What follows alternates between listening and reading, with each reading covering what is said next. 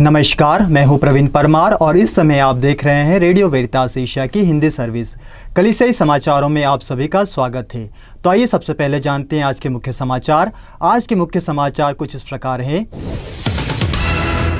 Pope ने Myanmar, Ukraine, Cameroon में शांति की अपील की। नवंबर में होगी पोप की बहरीन की प्रेरित यात्रा। कार्डिनल पेरोलिन ने कहा, परमाणु हथियार मानव अस्तित्व को खतरे में डालता है। हिंसा के बीच मानवीय तबाही का सामना कर रहा है संयुक्त राष्ट्र। महसा अमीनी की मौत के बाद पूरे ईरान में प्रदर्शनों की लहर। जेसुइट्स ने बांग्लादेश में अपना पहला स्कूल शुरू किया। केरल में कैथलिक स्कूल में हिजाब विवाद का मामला। चर्च आधारित ऑपरेटर ने राष्ट्रीय पर्यटन पुरस्कार जीता। कलकत्ता महाधर्म प्रांत ने विश्व प्रवासियों और शरणार्थियों का दिवस मनाया। आदिवासी गांव मणिपुर में कैथलिक आस्था की हीरक जयंती मनाई गई। रेडियो वेरितास एशिया आपके लिए लेकर आए हैं RBA mobile app. RBA mobile app पर हमारे विभिन्न प्रकार के कार्यक्रमों का लाभ लें, हमसे जुड़े और एशियाई ईसाईयत की आवाज का हिस्सा बने। आज ही ऐप स्टोर एवं प्ले स्टोर से आरबीए मोबाइल ऐप डाउनलोड करें। अब जानते हैं समाचार विस्तार से। पोप ने म्यांमार, यूक्रेन, कैमरून में शांति की अपील की। पोप फ्रांसिस ने म्यांमार, यूक्रेन और कैमरून के पीड़ित लोगों के लिए अंतर्राष्ट्रीय ध्यान और शांति की अपील की। पोप फ्रांसिस ने रविवार को विश्वासियों से अपील की कि वे म्यांमार के लोगों की पीड़ा को न भूलें और न ही उनकी उपेक्षा करें, जहां हिंसा से मौत और विस्थापन जारी है। पोप फ्रांसिस ने मटेरा शहर में राष्ट्रीय यूक्रिस्ट कांग्रेस के समापन पर पवित्र मिस्सा समारोह के अंत में देवदूत प्रार्थना करने से पहले युद्धग्रस्त देशों के लोगों के लिए प्रार्थना की अपील की। पोप ने कहा कि वे म्यांमार के बारे में सोच रहे हैं, जहां 2 साल से अधिक से गंभीर सशस्त्र संघर्षों और हिंसा से वह महान देश शहीद हो गया है, जिसके कारण कई पीड़ित और विस्थापित हुए हैं। नवंबर में होगी पोप की बहरीन की प्रेरित यात्रा। वाटिकन प्रेस कार्यालय ने घोषणा की कि पोप फ्रांसिस नवंबर की शुरुआत में बहरीन की प्रेरित यात्रा करेंगे। पोप फ्रांसिस 3 से 6 नवंबर 2022 तक फारस की खाड़ी द्वीप देश बहरीन की यात्रा करने वाले हैं। वाटिकन प्रेस कार्यालय के निर्देशक द्वारा बुधवार को जारी एक बयान में कहा गया है कि पोप ने देश के अधिकारियों और कलीसिया के धर्म गुरुओं के निमंत्रण को स्वीकार कर लिया है। अपनी प्रेरित यात्रा के दौरान पोप मानव सहअस्तित्व के लिए पूर्व और पश्चिम बहरीन वार्ता का मंच के अवसर पर मनामा और अवाली शहरों का दौरा करेंगे। यात्रा का कार्यक्रम और आगे का विवरण बाद में प्रकाशित किया जाएगा। पोप फ्रांसिस बहरीन की यात्रा करने वाले पहले परमाध्यक्ष होंगे। कार्डिनल पेरोलिन ने कहा, परमाणु हथियार मानव अस्तित्व को खतरे में डालता है।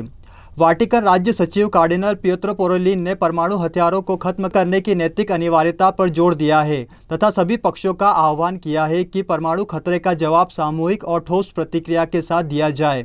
कार्डिनल पेरोलिन ने परमाणु हथियारों के पूर्ण उन्मूलन के लिए अंतर्राष्ट्रीय दिवस पर पोप फ्रांसिस के शब्दों का हवाला देते हुए कहा, जब तक परमाणु हथियार मौजूद है, हम उसके उपयोग की संभावना से इनकार नहीं कर सकते हैं, जो हमारे आम घर के लिए किसी भी संभावित भविष्य के साथ साथ मानव जाति के अस्तित्व के लिए भी खतरा है।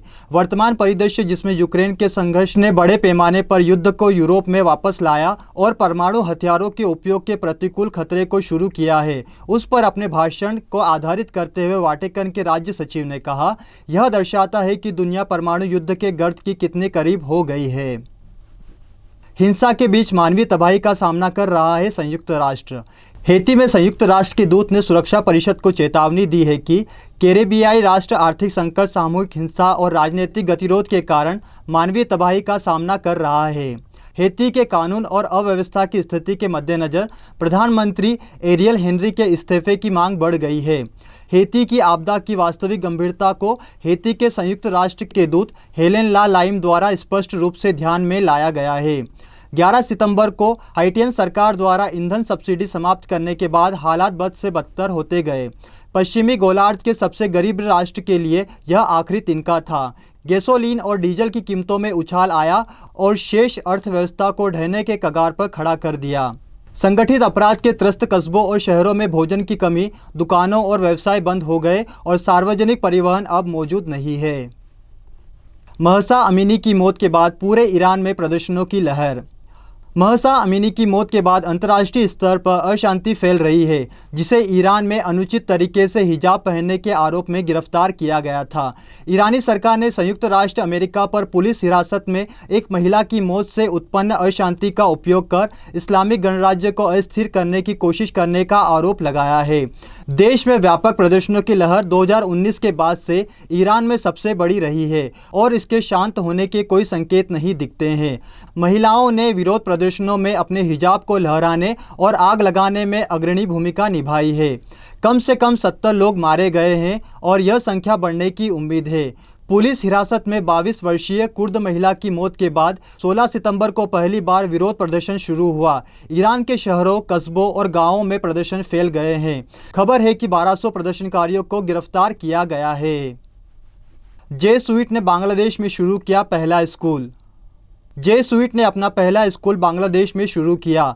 बांग्लादेश के पहले जेसुइट स्कूल ढाका के पास गाजीपुर जिले के कचिलाबाड़ी में सेंट जेवियर्स इंटरनेशनल स्कूल ने अभी अपने स्कूल को खोला है और 34 बच्चों के साथ नव स्कूल वर्ष के लिए शिक्षण गतिविधियां शुरू की है।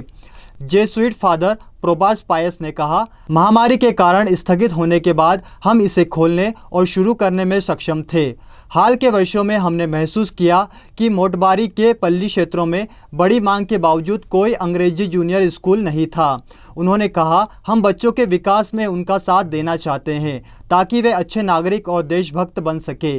इरादा न केवल दिमाग को शिक्षित करना है बल्कि दिल को शिक्षित करना भी है।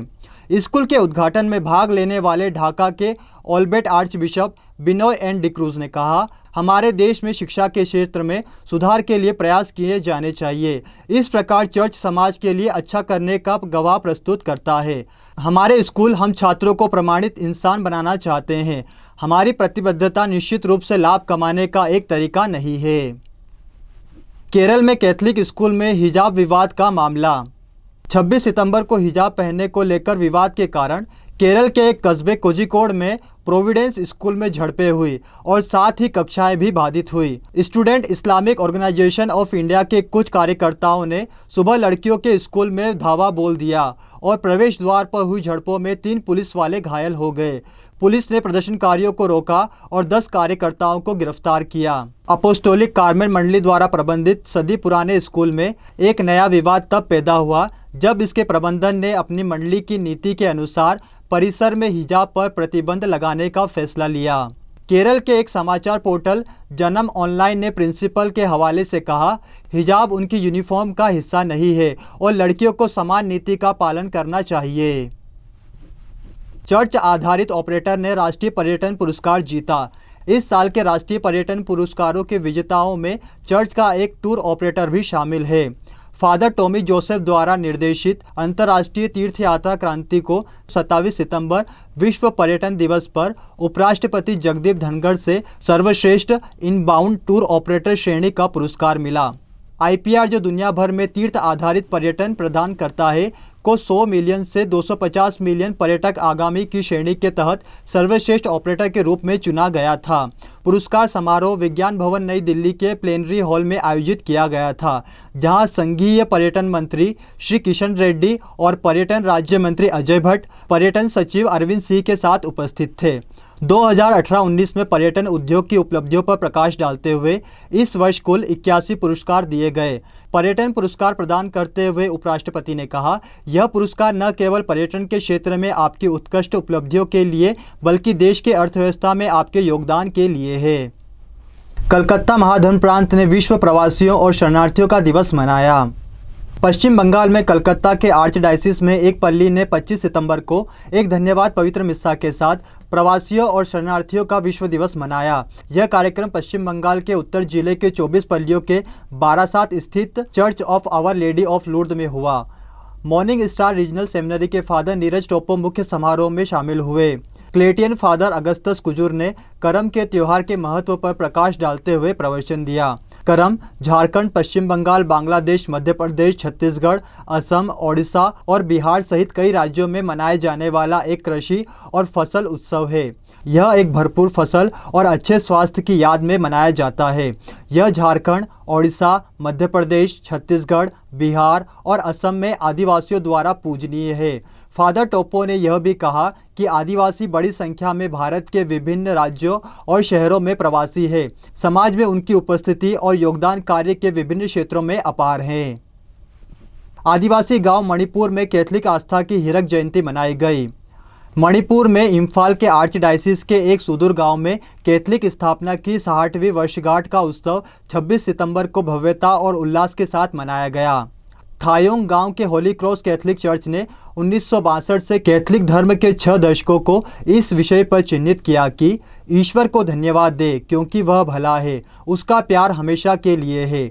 मेरी इमैक्युलेट पेरिश के पल्ली पुरोहित फादर के.एस. जोसेफ, चिमनीरोंग और टाइनी टॉट्स यूनिक स्कूल के प्रिंसिपल की उपस्थिति में इम्फाल के आर्च बिशप डोमिनिक लुमोन ने पवित्र मिस्सा की अध्यक्षता की और स्थापना के 60 साल पूरे होने पर एक डायमंड जुबली मोनोलिथ का अनावरण किया। कार्यक्रम में 30 से अधिक पुरोहित, 50 सिस्टर्स और कोम आदिवासी समूह और दूर दराज के अन्य कैथलिक समुदायों के 700 से अधिक लोगों ने भाग लिया।